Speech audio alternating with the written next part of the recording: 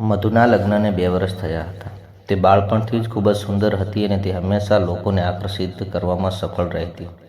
19 વર્ષની ઉંમરે મધુના લગ્ન થયા. તે ઊંચી, મજબૂત અને રમતવીર પતિ મેળવીને ખૂબ જ ખુશ હતી.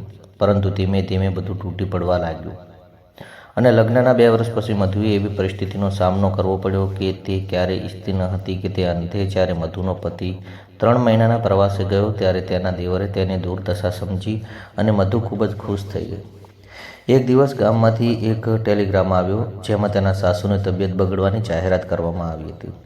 મધુના સસરા એક પ્રખ્યાત જમીનદાર હતા જેમની પાસે ગામના વ્યાપક ખેતીની જમીન હતી. મધુનો પતિ કામને કારણે ગામ જઈ શકતો ન હતો. તેના દેવર કોલેજમાં હતા અને તેથી મધુને જવું પડ્યું.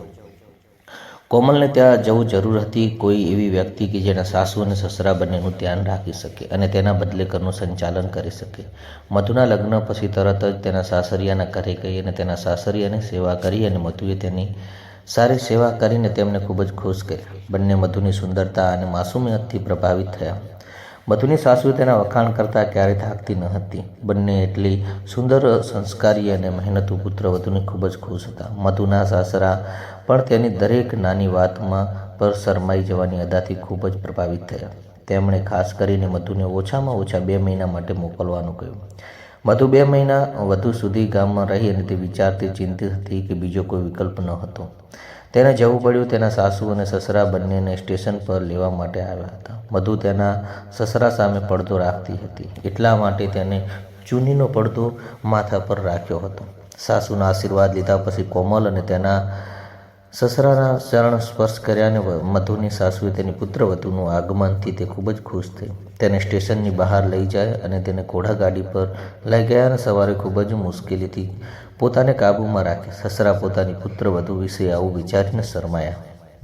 તે વિચારી રહ્યા હતા કે હું કેવો માણસ છું કે મારી પોતાની પુત્રવધૂને આવી આંખોથી જોઈ રહ્યો છું. ઘરે પહોંચ્યા પછી સાસુ અને સસરા તેમની પુત્રવધૂની સારી સંભાળ રાખતા હતા. હવે મધુને ગામમાં આવ્યાને થોડા દિવસો વીતી ગયા હતા. શ્વાસ લેવામાં તકલીફ હોવાથી મધુને ઘરનું બધું કામ સંભાળી લેવું પડ્યું.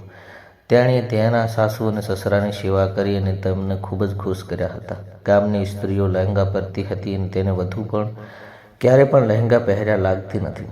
આનાથી સુંદરતા વધારે થયો અને મધુ સસરાના ખૂબ જ ખુશ હતા. મધુના સાસુ હવે ફક્ત પ્રાર્થના પર ધ્યાન દેતી અને કેન્દ્રિત કરતા. ધીમે ધીમે મધુના સસરા એવું લાગવા લાગ્યું કે તેને હવે પોતાની ઉંમર વટાવી લાગ્યા છે. પણ જ્યારે તેની પુત્રવધૂ પાસે આવી અને ત્યારથી તેને યુવાની તાજી થઈ ગઈ હતી. જ્યારથી તેની પુત્રવધૂ આવી ત્યારે મધુના સસરાની રાતની ઊંઘ ઉડી ગઈ. મધુએ પોતાના સાસરિયાઓની સેવા કરવાનો પોતાને પૂરા દિલથી સમર્પિત કરી દીધા છે. મધુને લાગવા લાગ્યું કે તેના સસરા તેની પાસેથી વિચિત્ર અપેક્ષાઓ રાખે છે. તેના સસરા તેના પિતા જેવા હતા. એક દિવસ મધુએ તેના કપડાં ધોયા અને તેને ટેરેસ પર લટકાવવા માટે દીધા.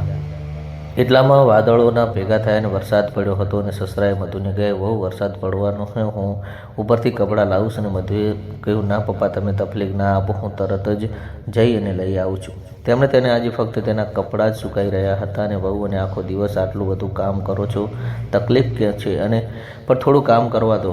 આટલું કહી અને તે ટેરેસના પર ગયા અને ટેરેસ પર પહોંચ્યા પછી સસરાને ખબર પડી કે વહુ પોતે કપડાં લેવાનો આગ્રહ કેમ કરી રહી છે. દોરડા પર ફક્ત 2 કપડાં સુકાઈ રહ્યા હતા. સસરા પ્રતિકાર કરી શક્યા નહીં. તેમણે તેમને નીચે ઉતાર્યા.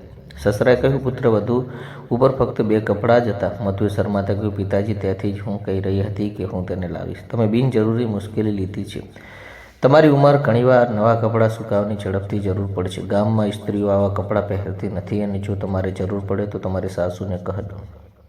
શહેરમાં જશે અને વધુ ખરીદી કરશે અને નહીંતર ત્યારે પણ આપણે જશું. ત્યારે અમે તેને લાવીશું." આ ઘટના પછી સસરાએ મધુ સાથે વધુ ખુલીને વાત કરવાનું શરૂ કર્યું. એક દિવસ સસરાએ શહેરમાં જવાનું હતું અને તેને શહેર લેવા જવાના હતા. બંને સવારે ઘરેથી સ્ટેશન પર નીકળ્યા અને રસ્તામાં સસરાને ઓળખતો એક છોકરો કારમાં શહેર જતો હતો.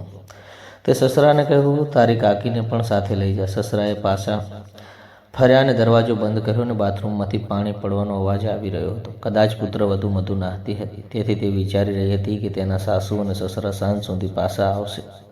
સસરાના રૂમનો એક દરવાજો પણ શેરીમાં ખુલ્યો અને સસરાએ રૂમનું તાળું ખોલ્યું અને અંદર આવ્યા. બીજી બાજુ મધુએ ખબર ન હતી કે તે વિચારી રહી હતી કે ઘરમાં કોઈ નથી. મધુ આંગણામાં સ્નાન કરીને કપડાં સૂકવવા બહાર આવીને સસરાએ તેના રૂમમાંથી પડદા પાછળનું દ્રશ્ય જોયું. ત્યાં પછી એક દિવસ મધુએ ખેતરમાં જવાની ઈચ્છા વ્યક્ત કરી. તેણે તેની સાસુને કહ્યું, મમ્મીજી, મારે ખેતરમાં જવું છે, તો તમે પરવાનગી આપો તો હું તમારા ખેતરમાં પાક જોવા આવીશ. આ શહેરમાં જોવા મળતું નથી. આ દીકરી, આવી પરવાનગીની શું જરૂર છે? સાસુ કહ્યું, આ તમારું છે ખેતર છે, જ્યારે ઈચ્છો ત્યારે તમે જઈ શકો છો. હું તમારા સસરાને કહીશ કે તમને ખેતર જોવા લઈ જાય. મધુએ કહ્યું, ના મમ્મી, તમે પપ્પાને નહીં તકલીફ આપો, હું એકલી જઈશ.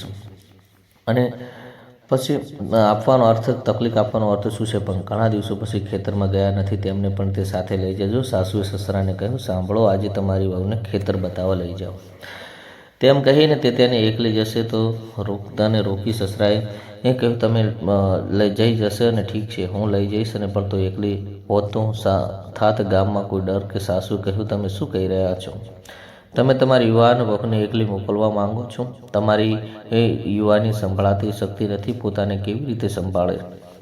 સસરા અને પુત્ર બંને ખેતર તરફ નીકળ્યા. સસરાએ જીવનમાં આટલું દ્રશ્ય પહેલીવાર ક્યારેય જોયું નહોતું. દ્રશ્યના કારણે તેમની નજર તેના ટકેલી હતી. અચાનક બાજુના રસ્તેથી બે ગધેડા મધુની સામે આવ્યા. રસ્તો એટલો સાંકડો હતો કે બે બાજુ આગળ નીકળવું મુશ્કેલ હતું. ગધેડાની પાછળ જવાની ફરજ પડી. અચાનક મધુ ધ્યાન આપ્યું અને ગધેડા પર ગયું અને ઓહ પિતાજી, જુઓ કેવો ગધેડો છે, એવા 5 પગે છે. દીકરી, તું ખૂબ જ માસૂમ છે, ધ્યાનથી જો, એના 5 પગ નથી. મધુ પોતાની કોસવા લાગીને તેણે તેના સસરાને કેવો પ્રશ્ન પૂછ્યો. સસરાએ સારી તક મળીને પાછળથી સસરાને મધુ સાથે કોઈક રીતે વાત કરી રહ્યા હતા. ત્યારે એ જ થયું કે મધુ મનમાં વિચારી રહી હતી કે આવા દ્રશ્ય મધુ ડરી ગઈ છે. સસરાએ મધુને કહ્યું, ડરવાનું શું છે? અહીં એક જે થયું છે પતિ પત્ની વચ્ચે થાય છે. મધુએ કહ્યું કે ચાલો પપ્પા, આ પાસા જઈએ, મારી તબિયત સારી નથી. સસરાએ કહ્યું કે કેમ બહુ, પાસા જવાનો શું અર્થ છે? મધુ એટલી ભોળી નહોતી કે દુનિયાની તેને બાબતની ખૂબ સારી સમજ હતી. તે સારી રીતે સમજી હતી કે સસરા પરિસ્થિતિનો લાભ લેવામાં સહાનુભૂતિ દર્શાવવાનું બહાનું બનાવી રહ્યા હતા. મધુ વિચારી રહી હતી કે સસરા તેની સાથે ખૂબ જ ખુલ્લેઆમ વાત કરવા લાગ્યા છે. આવી વાતો પુત્ર વધુ અને સસરા વચ્ચે થતી નથી. સસરાએ મધુને આખું ખેતર બતાવ્યું અને ખેતરમાં કામ કરતી સ્ત્રીઓ સાથે પણ તેનો પરિચય કરાવ્યો. મધુ થાકી ગઈ હતી ને તેની સાસરાની તેની આંબાના ઝાડ નીચે બેસાડી અને કહ્યું કે તું અહીં થોડો આરામ કર, હું તારી પાસે એક સ્ત્રી મોકલીશ. ત્યારે ખેતરમાં કામ કરતી તેની પાસે આવીને તેણે મધુને તેના સસરા વિશે આખી સત્ય કહ્યું. તો તેણે કહ્યું કે તારા સસરા પહેલાં જ ઘણી સિદ્ધિઓ મેળવી ચૂક્યા છે. મધુ બધું સમજી ગઈ ને જ્યારે તેણે તેના સસરા વિશે સાંભળ્યું ત્યારે મધુ પણ તેના મનમાં કંઈક કહેવા લાગી. તેને વિચારવા આવતો હતો કે શું તે મારા સસરાને તેની દરેક જરૂરિયાતો પૂરી કરી શકે છે? સસરા અને પુત્ર વધુ વર્ષે ગાઢ મિત્ર બન્યા હતા અને મધુ તેના સાસુ અને સસરાનો ભરપૂર પ્રેમ મેળવી તે ખૂબ જ ખુશ હતી.